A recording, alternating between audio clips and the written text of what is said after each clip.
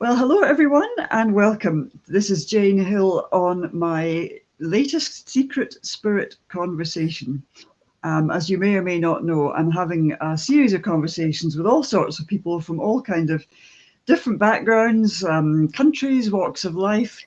And I do this because I'm so interested in what makes people tick, what drives them, what their kind of inner life is, how this impacts their everyday life and the work that they do. And today I'm thrilled to say I've got the Reverend Mello Borawski with me here today. Mela very kindly invited me onto her podcast, Bell, Book and Candle, earlier this year. And we had a great time talking on that podcast. I really enjoyed speaking with Mela, and I'm so pleased she's come back to join me on the Secret Spirit conversation today. So welcome, Mela. It's really nice to have you here and see you again. Thanks for having me. You're very welcome.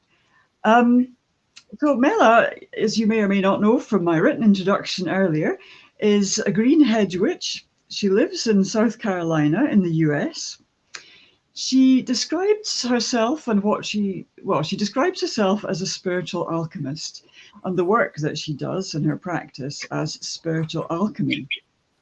And as part of that work, she uses a whole range of modalities from hypnosis. She's a certified hypnotherapist, guided meditations. She uses art therapies, rituals, ceremonies, oracle cards, angel readings.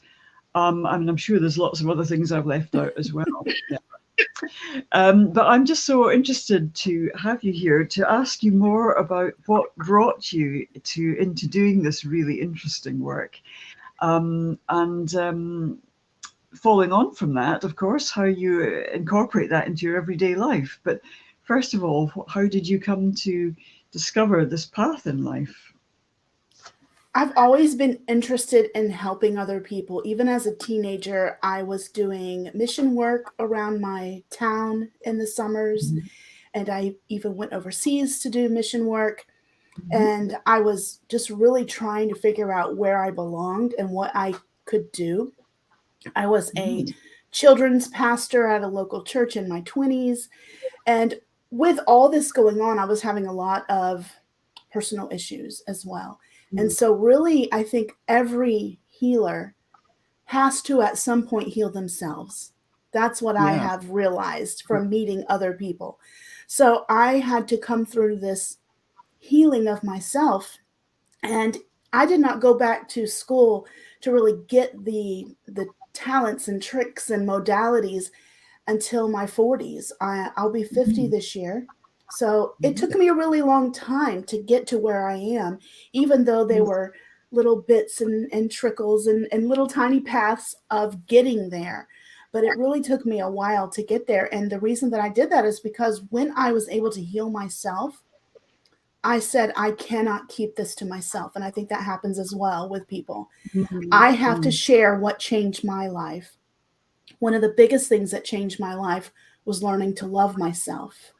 And when I learned to love myself, I was allowed to be my authentic self.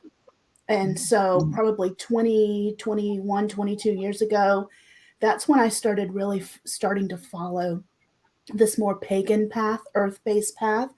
It just felt like home to me. It felt like exactly what I needed to follow. I was very quiet about it at first. I live in what's called the Bible Belt in the southern United States. And I had been involved in other, as I said, mission work, children's pastor, all these things that did not correlate to what I was now starting to follow. So I was very quiet about it. And I got to the point in my life, especially getting my training, becoming an ordained minister and all that, where I just said, you know what, I'm just going to be myself completely. If people don't like it, that's all right. I'm just going to be out there. I started doing ceremonies in public, inviting the public, and starting to just follow my path in public as well as in private. Well, that's really, gosh, I mean, that is a really brave story, actually, because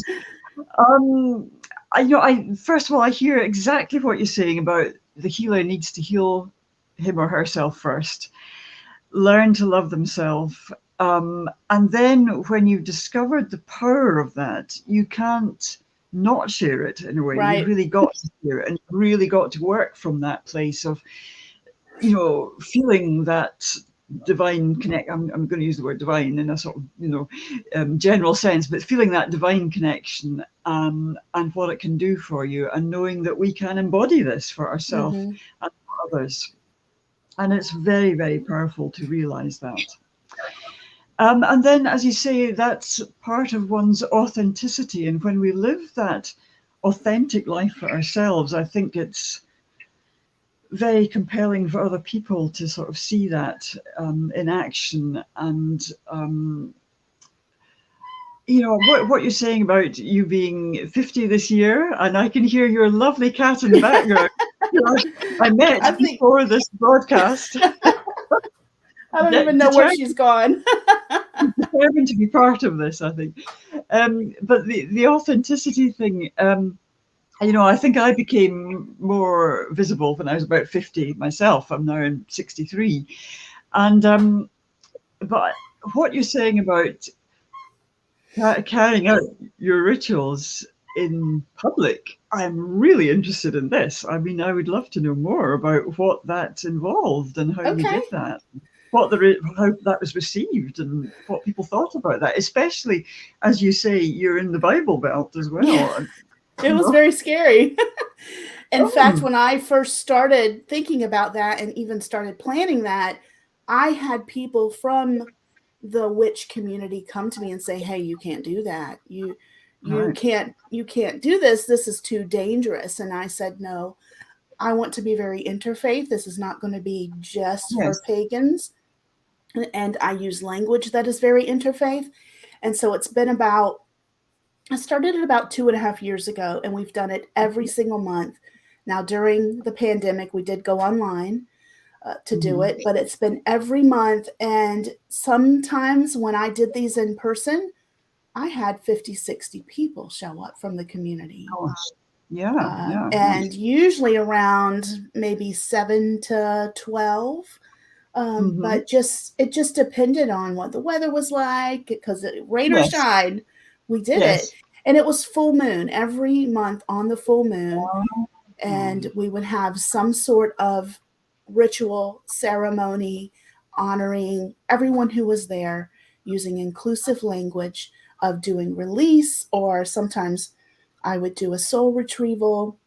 I would lead meditations and just various things. We do healing, ancestor work, all kinds of different things. I tried to switch it up. It wasn't your typical, let's throw a piece of paper into the fire, full moon ritual every month. It was something different every single month. Sometimes we would focus on gratitude. And I still do it. I do it right now online, and it's been beautiful. And I have people from all faiths, all spiritualities who come. I'm really impressed that you were able to structure it in a way that was acceptable, if you like, to people from all faiths, and didn't, if you like, scare people away or didn't upset or offend anyone, etc. I'm really impressed by that. And I think that's quite an achievement to have done that, especially when your kind of own community were sort of advising you not to do it. It seems really brave. You clearly have great confidence in the work that you do, and the fact that it's going to be beneficial to everyone to do that. Absolutely. I wonder if I can ask you more. I mean, you've already used the words, and I have too, the words pagan and witchcraft. What do these words mean to you? What do you understand by these? And is there, in the sort of general community, a definition of these things, or is it personal to each practitioner what they mean? I mean, what do they mean to you? What does it mean to you to be a witch, first of all? I definitely think that every person has their own definition, but there are some basic tenets that pretty much anyone under the umbrella of paganism is going to believe. One of those is the reason that it's called earth based spirituality is a connection to nature. So, connecting to the cycles of nature in some way or form. And then the interconnectedness of the whole universe.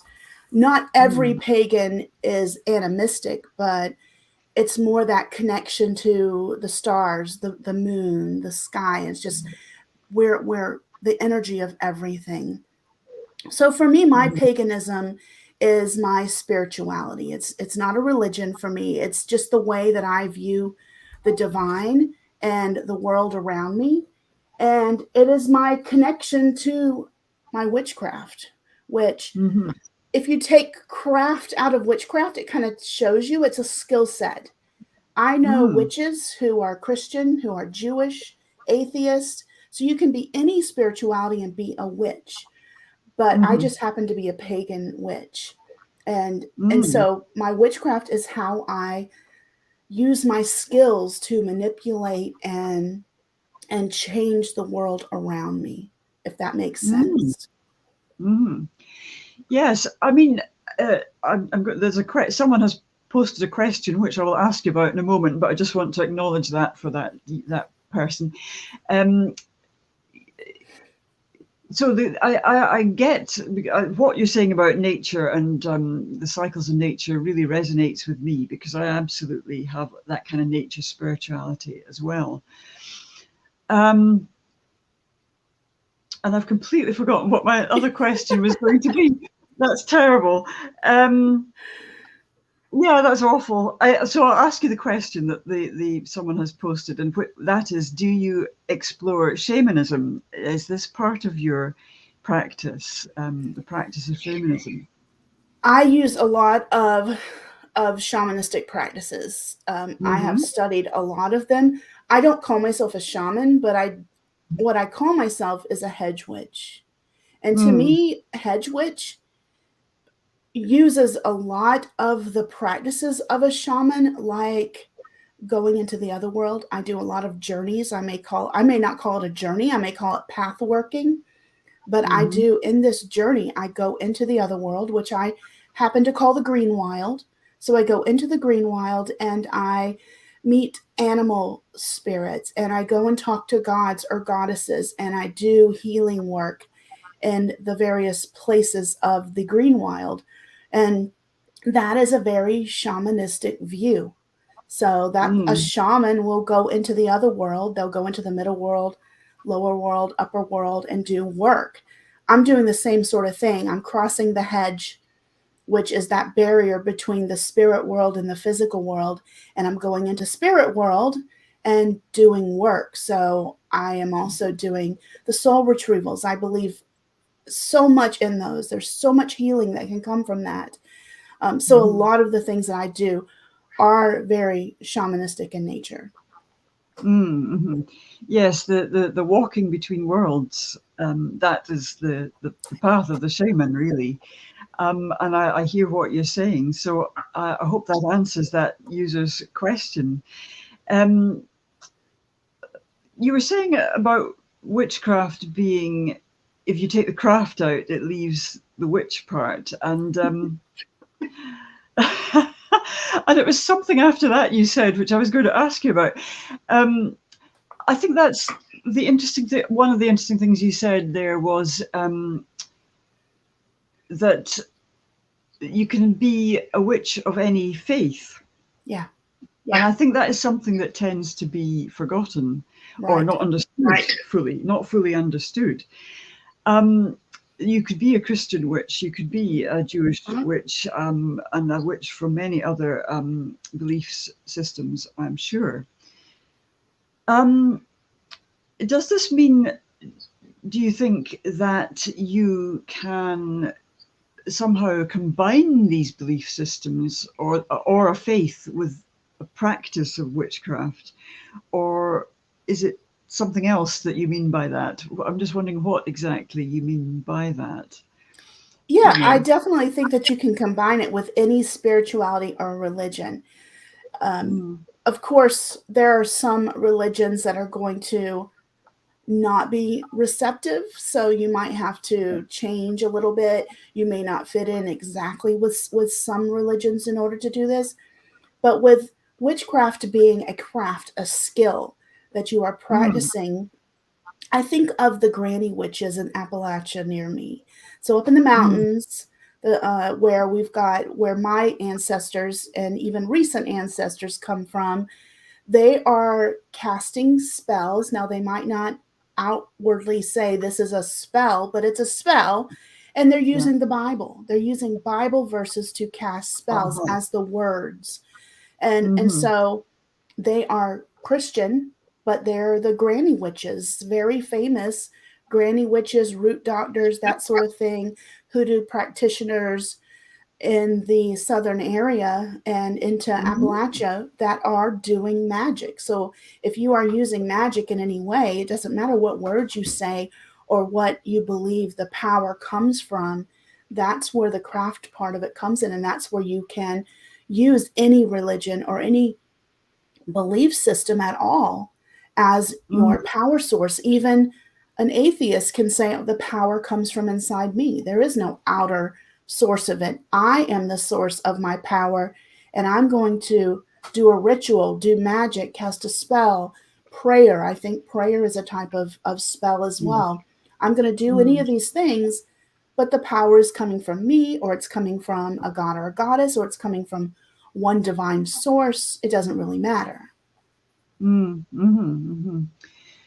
Mm-hmm. And casting the spell, is that something that one work? Do you create your own spells, or is there something? Is there a kind of body of those already in existence that you draw on? I mean, does each practitioner make up their own mind about that? What? How does that work? I do create my own. I create my own all the time. But I also like looking in books, and I have a bookshelf full of books that every one of them has some sort of spell in them or ritual that you can do. I usually don't use things straight off the internet or straight out of a book, though. I always personalize it. So that's Mm. just my personal practice. And when I teach some very basic paganism classes. That's one of the things I teach as well. It's okay to get something off the internet. It's okay to get a spell, a ritual out of a book, but make it your own. Use your own Yes. language. If you don't use that word, put the word that you would use in it in order to personalize it. So I'm not against using spells out of books, but I do make up a lot of my own things. Mm. I'm guessing that if you do that, it has a lot more power and energy behind it. It's going to be much more effective, I would think, if you really drafting, writing, whatever, creating your own spell. Yeah. Definitely. You'll be more Mm. comfortable as well because you're not set apart from what you're looking at. You've made it your own. And so you're going to be Yes. able to focus more on the intention of what you're trying to get to because you're Mm. more comfortable with it. Mm. Yes. Yes, that makes complete sense. I mean, it's absolutely your own words, your own speech, your own intentions. Yeah. There's another question here, which is to ask you, do you think witchcraft is becoming more popular now? Is it something? That's my impression, certainly. What do Absolutely. you think? Yes. Yes. People are Mm. coming out of the woodwork. When I first started kind of inching out into public, I went on Meetup, which is a group where you can find different groups around you, Mm. looking for a group that was even pagans, not even witches, just are there local pagans because it's so secretive. There was nothing Mm. on there. So I created my own Mm-hmm. and I had people show up. And just last year, when I first created the first level of my very basic pagan course, I had almost 150 people sign up for that Oh, free God. course. So that is Mm-hmm. a huge jump. And there are communities all over where I live in South Carolina and other places around me that were not here, or if they were very secretive. So Mm.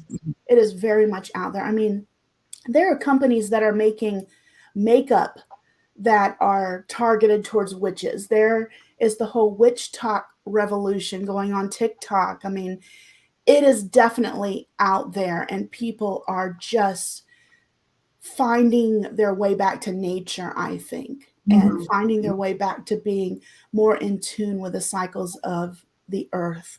And I think that's Mhm. why so many people are coming to paganism and coming to witchcraft.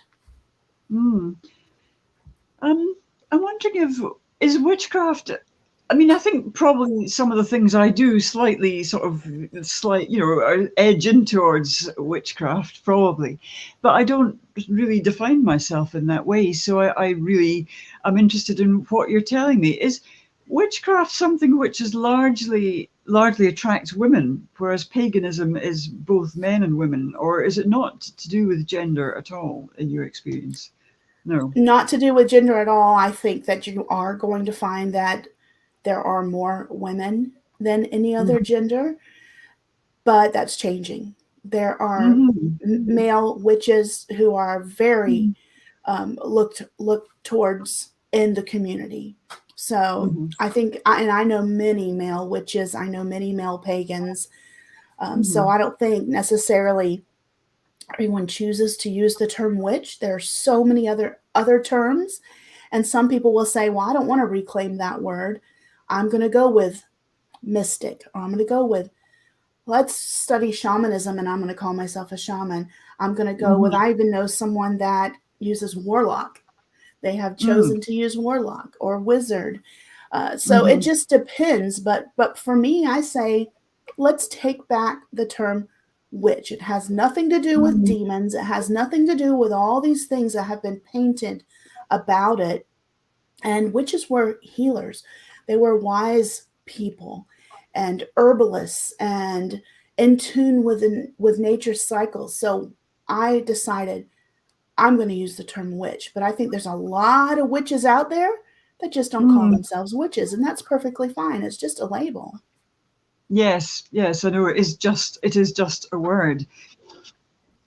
And when I mean, I sort of remember what I kind of forgot I was going to ask you earlier.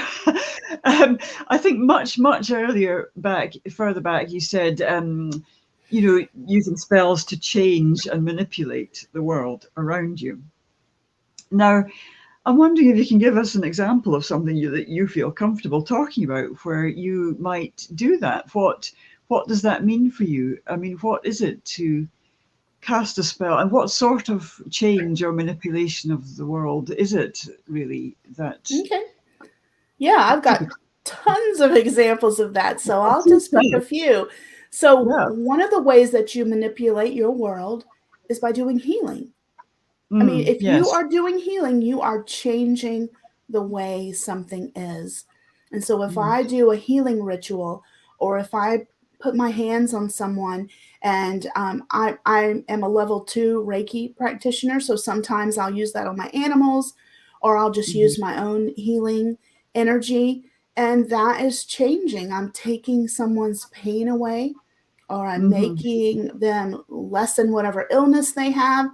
That is transmuting. That's where that alchemist comes in. That's mhm, transmuting what was the pain or whatever going on, what was going on, into something else.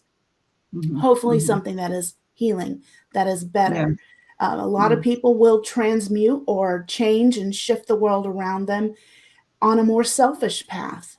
And so mm, they are shifting things to be for their good and not other people. But one of the things that I've done that changed the world around me is weather magic.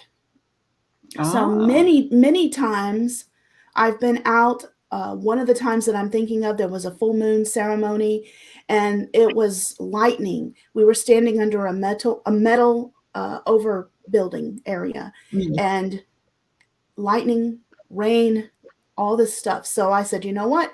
We start at 8. The rain will be gone by 8. The lightning will be gone, and we will do our ceremony. And so mhm, for about 20 minutes or so, I drummed and I walked in a circle out in the rain and just prayed and asked for the rain to move. It began to move, mhm, and 8 o'clock, no thunder, no lightning, no rain. Everyone came out from under the shelter. They didn't have to be sent home because it was dangerous for us to be there. And we had our ritual, our full moon ritual. Another time we were having something outside. In fact, I think it was last Samhain at our Samhain party. It was threatening to rain on us. And so I use a lot of sympathetic magic. So I will do things or use things that are like what I'm trying to do. So I physically was blowing the dark clouds away and just shifted them over a little bit so that we didn't have the rain on my property. So those are some examples. Oh, I like the sound of weather magic. That sounds wonderful. In the south of Scotland, I could do with knowing more about weather magic, I have to say. Certainly in recent weeks, and this is my story, but I've become very interested in movement and dance, and I wouldn't quite say yet it's a kind of magic, but if I stand at the top of our garden where the wind comes towards you, to dance with the wind is a really amazing feeling, because you do feel that you're somehow, I won't say you're controlling it, but you're somehow dancing with it, and in some sense sort of conducting it over into your space. It's a really interesting thing to do. I'm just getting into this. It's not the only reason I dance is to dance with the wind, but that's been something quite intriguing for me, I must say. So the idea of weather magic for anybody who lives in the British Isles anywhere is a very interesting idea, because the weather changes so much here. I think that would be great to be able to do that. I think the trick with weather magic that sometimes people might get it maybe wrong. I don't like saying things are wrong, but I think they try to just get rid of stuff. So for me, I'm never going out there saying, all right, no rain at all. Take it all away. What I'm doing is I just push it over a little bit. So I just, because you never know, you have to keep magic ethics in mind. And you don't want to go out there and just, that's kind of a selfish thing. If you want to say, I don't want it to rain anywhere in Columbia, South Carolina today. Well, maybe there's a farmer that needs it on their field. Maybe there's things that need to happen with the rain. So I don't think that is ethical in my view, to go and just, yep, it's gone. Let's have sunny weather. So I just shift it just a little bit over and just move it out of the way. I don't try to get rid of it. I think that's where people have trouble with it. They'll go out there, try to completely change it into something else, when really weather magic is just about moving things a little bit.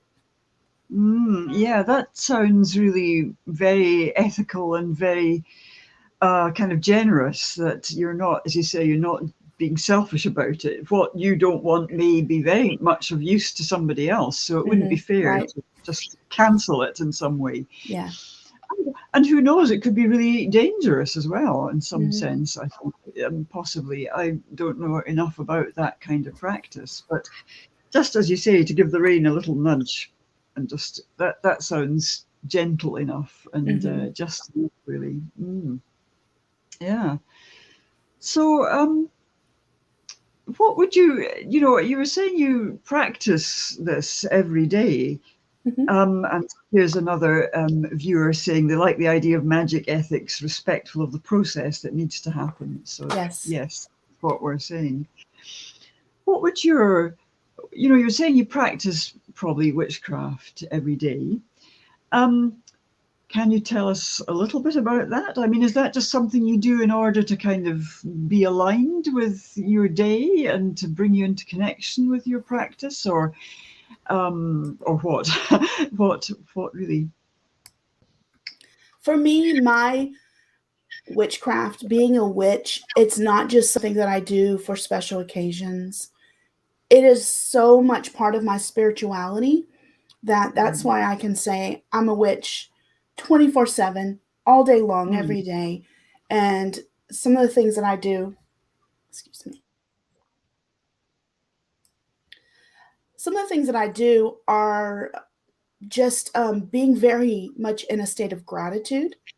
I think that as witches, as people who are very much attuned with nature, we should have this sense of gratitude. And that's kind of my wellness witch coming out. But this gratitude of every day waking up being thankful, no matter what's going on, no matter what situation you might be in, starting the day with this idea of a gratitude spirit.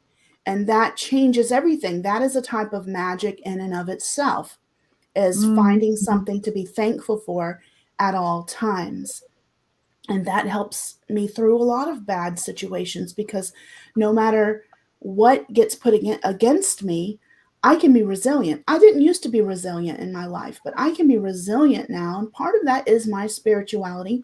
And part of that is being authentic as, hey, I'm a witch and I am shifting the world around me. And that includes not letting things get me down to the deepest pit like I used to. Also, I do kitchen magic. I'm a kitchen witch. I'm a green witch. So when I'm tending my plants, when I'm planting my garden, when I am cooking every single day, when I'm making my cup of coffee, I am doing magic. You can do something as simple as when you stir in the honey into your tea or the creamer into your coffee, stir clockwise to put all the good thoughts, all the gratitude, all the beauty, all the peace, whatever you want as an intention for the day. That's magic. You're doing magic right there. You are changing what's going on. When you are cooking your meal, if you have had a bad day and you go in there, oh my goodness, I have to cook this dinner now, and you're just in such a bad mood, stir counterclockwise as you are stirring your food to take away all that negative energy, so that your family is not eating all that negative energy that you had while you were making the food. So these are just everyday type things.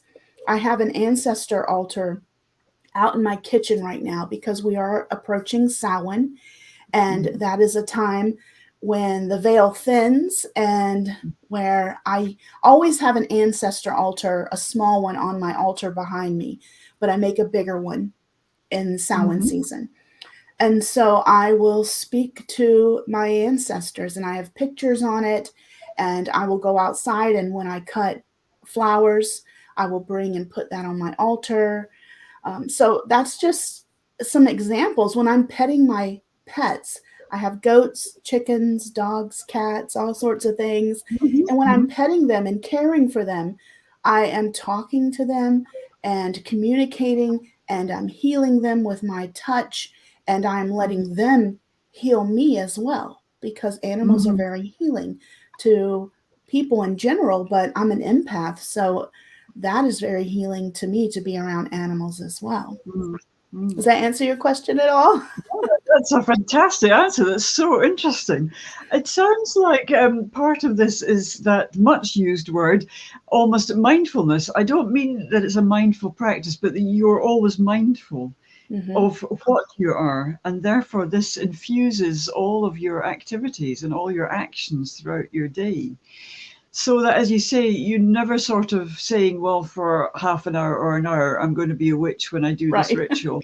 You know, it's not something you switch off and switch on, and it's absolutely who and what you are. Yes. And I think that goes back to what you were saying about authenticity and visibility as well, that you don't have, you know, you're able to just own this and live it and live the truth of it. And I think that's just so inspiring, actually, you know, to hear that. It really is. And I'm thinking now about how I spend my days and wondering if I'm being really fully authentic, actually. So I'm going to have to really think again about that. But it's a different spin on mindfulness. You know, it is a mindful practice where you are mindful of who and what you are. It's always part of your life, and it sounds as if every action you take, whether it's the ordinary so-called or simple act of cooking or stroking your cat or whatever, that is infused with your awareness of who and what you are. Mm. I just believe in that so much. I think that everything that I do, every breath I take is part of my spiritual walk. Does that mean that everything is beautiful at all times in Mm. my life? No, I get frustrated, I get anxious. All the things happen. But Yeah. just like someone else who may say that they are this religion or that spirituality, a lot of times that infuses everything in their life as well. So I find Hmm. myself, regardless of whatever circumstances I get in, just being able to tap into that inner resource of Hmm. my own power, of power outside of me as well, of my own magic, and being able to face whatever it is that I'm doing, whether it's cooking dinner or whether it's dealing with a death in the family or whatever's going on, and everything in between, and including going to Hmm. sleep and using sleep magic and dream magic and all that stuff, which I just taught on last weekend. Every Mm. part of your life is part of your magic, Yes. regardless of whether it's good or bad, positive, negative, whatever. It's all part of your magic. Yeah, I think that's really important to say because um, it can't be otherwise. I mean, when you think about it, it can't be any other way because one's spirituality is so much, it's part of oneself, really. But I think the job we have is to bring it out, to live it authentically, and to honor it. And Yes. I think that's a word I like even more than living authentically, is to honor that um, aspect of our nature. Um, and you can't actually divorce yourself from that aspect of your being at all. And the other observation I would make is just what you said, is that no life ever runs smoothly. There, we all have negative, or what we perceive to be negative experiences, or things that we really would rather didn't happen to us. Every life is like that. But how we respond to them is up to us. And if we can draw on our spirituality to help us to be resilient and perhaps generous about that, whatever it might be, and to meet all these challenges as authentically and so beautifully, really, as we can. That I think that is one of the lessons that we have to learn in life. Actually, is how best to meet these challenges, really. Mhm. Um, and the more tools that we have to do that, the better. So, yeah, that's really, really interesting to hear about how you use your craft to help you with all of that and how you bring that into everyday life. Something else, of course, to move away slightly from your own practice and your own work, but something else we agreed that we would talk about is the online festival that you're running next month, the Greenwild Festival. Now, I didn't know that the Greenwild is the word you use for the other world until you mentioned that earlier, Mhm. and it's such a great term. I love it. I wish I thought of that first. But You're welcome to use it. no, no, no, it's okay. No, it's your word. It's your word. I got my sacred landscape, so it's all good. But Mm. um, tell us more. I mean, you've kindly invited me to be part of your Greenwild Festival, and I'm looking forward to this very much. I should say to everyone who's watching and listening that this is an online festival with lots of different contributors being run and organised by Mela, and it's happening on the 13th of November. Later on, I'll post a link in the comments to getting tickets through Eventbrite for this. I hope lots of you will sign up for this because I think it's going to be a great day with very interesting speakers and all sorts of interesting things happening. But Mela, perhaps you'd like to tell us a little more about what the day is going to be like and what prompted you to run this as well. Absolutely. I love festivals, and I love, of course, going in person to festivals and having that community of like-minded people. It's so important. And I have just really seen how online virtual events have pulled people together from all over the world. I mean, look at us right here. Yeah, I And know. it's amazing. We can learn so much from people all over the world. So I thought, I really have been wanting to have this festival. Let's do it online. And so this is the first Greenwild Festival for witches and mystics. And I have pulled so many wonderful people, including yourself, to teach. And the day starts at 10 Eastern and it goes until the evening. Now, you don't have to stay all day. And I will say that if you purchase a ticket and you cannot come to everything, or you can end up not even coming at all, we will be recording everything. So if you have a ticket, you'll have access to all the recordings. I just want people are wondering about that. For every workshop time period, there are 2 workshops to choose from. And so we'll put you in breakout rooms for that. Then there are some things that we'll be doing all together. I'm going to do a lunch and learn, which is where you bring your lunch, sit at the computer with your lunch, eat, and I'm going to be talking about the witch wound, which is something that I feel very strongly about, that we all carry, whether you're a witch or not.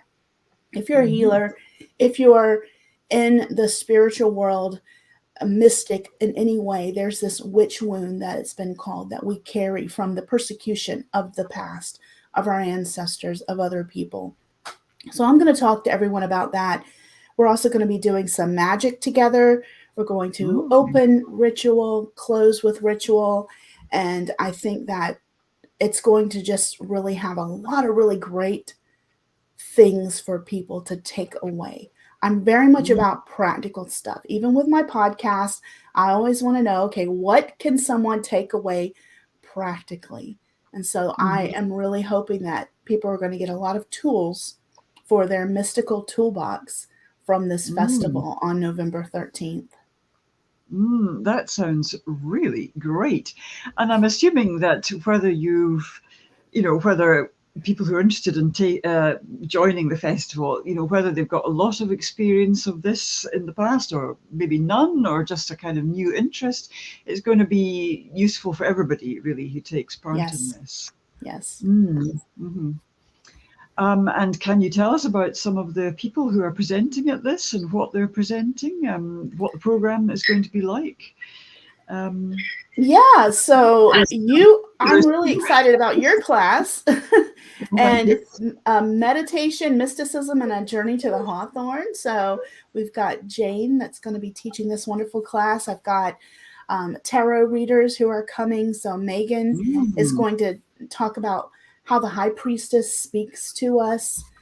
There's another tarot card creator who's going to be talking about creating an ancestral altar. It's that time of year. We may be past Samhain, but we are still in that liminal space of autumn when the veil is thin, and that's our theme, is thinning of the veil. So I asked that everyone came up with workshops that kind of fit that theme in some way. Mike Iamelli was another podcast guest that I really loved. He is incredible, and he's going to be talking about astral projection and embodiment magic. So I'm really excited about that as well. For the spell working that I'm going to lead, we're going to be talking about getting rid of fear. I think fear is a prevalent emotion in the world right now. And so that is what we're going to focus on, is just really releasing a lot of the fears that we have. Anne-Marie Spires, she goes by Lady Keitha. She's my right-hand woman, and she teaches at Greenwild Mystical Academy with me. But she's going to be talking about the crossroads and just working beyond the veil. She'll probably talk a little bit about Hecate as well. Let's see, we've got an herbalist that's going to be talking about herbalism. We have Mindy Ruddick, who's going to be talking about elements and how they have to do with our astrological signs. Deb is an herbalist as well. She's going to be talking about connecting to the spirit of the land, so the genius loci. That is so important, and any kind of spiritual belief is really getting to know your land. So super excited about all of that, because I think it's such good content. Mm. It sounds like there's a really wide range of people speaking about a wide range of topics there, and a number of things really sound particularly interesting to me. But what you say about the spirit of the land sounds, yeah, I really get that actually.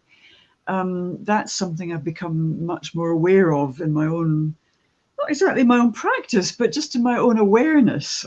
It's become much more noticeable to me now that if I were to, I'm not going to, but if I were to move to another country, I'd have to get to know the spirits of the land because they're so different. Yeah. Well, they're not so utterly different. They're there, but they are different. And I've been sort of reflecting on that recently. So that's an interesting topic, I think, and one that's slightly not very well known about, I think. Right. So that sounds like a really, really fascinating lineup you've got there. And I hope that our viewers and listeners will be interested to sign up and buy a ticket for the Greenwild Festival. And as I say, I'll post a link about that after this broadcast is finished so that people can find out more about it. Yeah, I mean, it's so interesting to talk to you, Mela. So many of the things you have mentioned have such deep resonance. And I find it really interesting because, you know, you are in South Carolina, in a different continent to me. And yet, and I don't think of myself exactly as a witch, although I'm interested at the moment in working with the white witch archetype. This has become something that's become very interesting to me to connect with, but I don't live that, you know, that archetype out. I mean, I'm not that, but I connect with it, I think. But I think it's so fascinating that there you are practicing this, you know, and living this very authentic pagan lifestyle in, you know, and I hope this doesn't sound naive of me to say this, but in a country where I didn't think there was a lot of that going on. I hope that doesn't sound really sort of old world, you know. No. To me, me, it makes sense. You know, to me, it's like Britain and Europe is where it's sort of where the home of it, maybe. But I'm wrong. I know there are other traditions, of course, in every continent and every country of the world. But it sounds so powerful what you're talking about, and I'm now trying to visualize this happening in South Carolina, and it's very intriguing indeed. You know, very I won't intriguing. lie, it's very scary at times because in Europe and in other places, it is more accepted. It is more open, and so especially where I live, it's not. You know, there's a Baptist church or some sort of church on every corner, literally in some places. And so you get people who will be downright nasty. And that's why that person who didn't want me to do the full moons, it wasn't that she was being ugly. She wanted me to be safe. Yes, in the very recent past, there is a reason why the covens and the circles and the meetings were all done in secret. You didn't advertise. People just found out by word of mouth. There's a very real reason. There's a lot of things that could happen, and it is a very scary thing. And I have a lot of protection up around my house, my property, and everything else because I know we are not at the point in this nation, in this state, in this city where I can be as totally open as I want to be. There are certain things that I don't put outside of my house just because I want to protect the people who live here. So there's not a whole lot of signs on the side of the road. Hey, this is where witches gather, that sort of thing. Yes. So we do have to be careful still because we aren't as open and we're not at a place where a lot of other religions and other spiritual paths are as respected. Yes, and I think that's, you know, without maybe going into that too much, I understand that it is maybe less safe for you to be as completely open about that. And I think, I mean, I don't quite live out that that path here, but I'm guessing that in Britain people still practice with discretion, shall we say? But I don't think they would. I don't think they would really fear for their personal safety. On the whole, I think, which I think is what you're kind of alluding to. But we maybe don't want to go into all that right here. But we don't want to darken the conversation too much. But I think probably it's true that in Britain and probably Western Europe, certainly, it's not going to be. You're not going to be sort of threatened terribly. The sense I get is that people want to keep it to themselves because it's not quite understood, but it isn't particularly seen as being a threat to others. I think that's the thing. It's just maybe thought of as being a bit strange or a bit odd, and you're going to be a bit of a weirdo or something. It's right. not, it's not quite so scary to other people, maybe. But I am really interested to know that there is this practice going on and that you have this tradition behind you. And what you said about the granny witches, I didn't know anything about that at all. And again, I'm not aware of traditions in Britain like that, but I'm certain that that kind of, shall we say, divination has gone on here, but on the quiet, probably throughout the century. Jane, you know where the granny witches, most of them came from? Scots Irish. Yes, I'm aware there is that background to Appalachia. Yes, it certainly must have come from that. Although I'm a lowland Scot, and I suspect it came more from the Celtic, the Highlands and the Western Islands of Scotland, possibly, and then Ireland, of course. So I'm kind of. Yeah, I'm just very interested in what you say about that, and that might be a conversation for another time. But anyway, that's something else.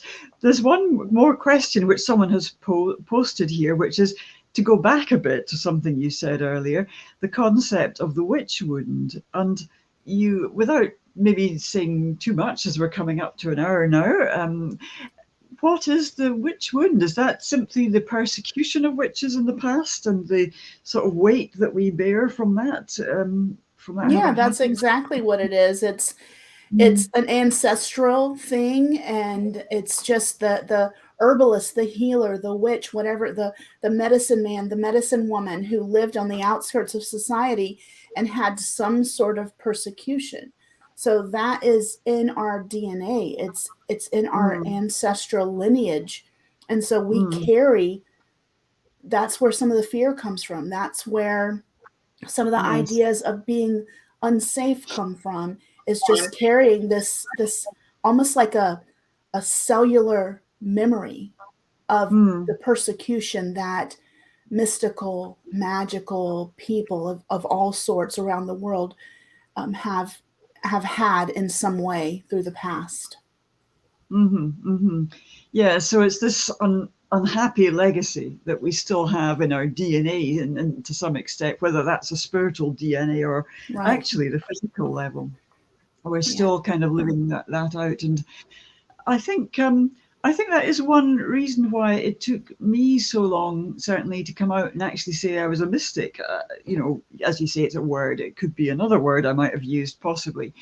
It took a long time to really come out and sort of say that and accept it as really being my truth. And I think a lot of us on this path do take quite a long time to recognize it, acknowledge it, and actually come out and state it as well for others. And I'm sure it's something like the witch wound that stops us doing that. Yeah. So, gosh, what a long, well, not long, but it doesn't seem long. What a fascinating conversation this has been, Mela. I could talk to you all afternoon. It's, really, or all morning for you, actually. But I know you have something else to go off and do after this. I think you said you have something else on after this. I just really would like to thank you very much indeed for coming on to The Secret Spirit and telling us about your work, about your the way you live out your truth and your authenticity, about some of your practice, about the Greenwild Festival, and all that other stuff that we've probably encountered as well. I hope you will come back on at some point and we can talk again. Absolutely. I would really love to talk to you because we have so much to talk about, and everything you say is fascinating, and I need to know more, I think. Thanks for having me. So thank you so much, Mela, for joining us. That's Mela Borawski, Green Hedge Witch and Spiritual Alchemist. Thanks for joining me on The Secret Spirit today. And thanks to everyone who watched, contributed questions, and to everyone who watches on the replay. Thanks, everybody, and goodbye for now.